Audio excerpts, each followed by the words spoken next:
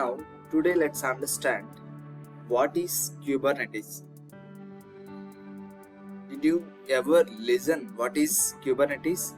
Kubernetes is basically a open system or open platform where we can easily deploy, manage and scale applications automatically. What is happening when we use Kubernetes? So when you use Kubernetes, it is very easy to manage, easy to deploy and easy to scale our applications. It is going to help with the Kubernetes platform. Then how it works, let's understand. Here what you are seeing, it is AWS, Amazon Web Services, providing one service called EKS, which is Amazon Elastic Kubernetes Service, which is the Kubernetes platform for our all cloud AWS cloud users. Now here I have created one cluster, Kubernetes cluster, to run my application. Let's see what's happening.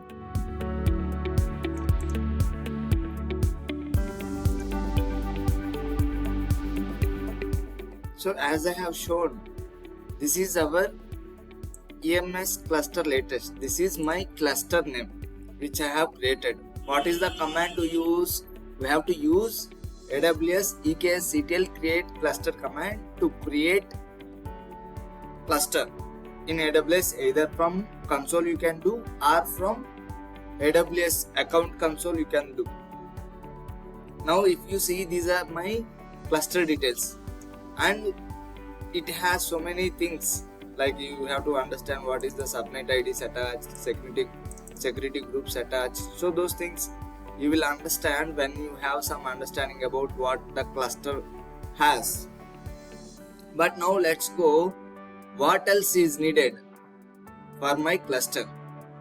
For my cluster to run our application as Kubernetes pods, we need node groups. So what is the node groups? These are the container or nodes where our applications will be running. This is how the nodes will be created. What is the command to create the nodes? So there is a EKSCTL create node group command under this region. You have to give the name of the cluster, name of the region, name of the node group if you want to create a node group. So first we will create a cluster, then we will create a node group. Is it done?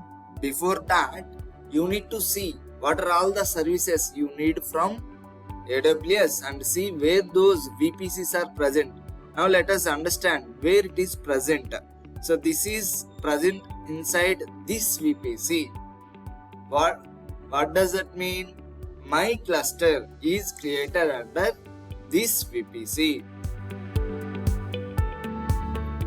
This is how all the details it is showing.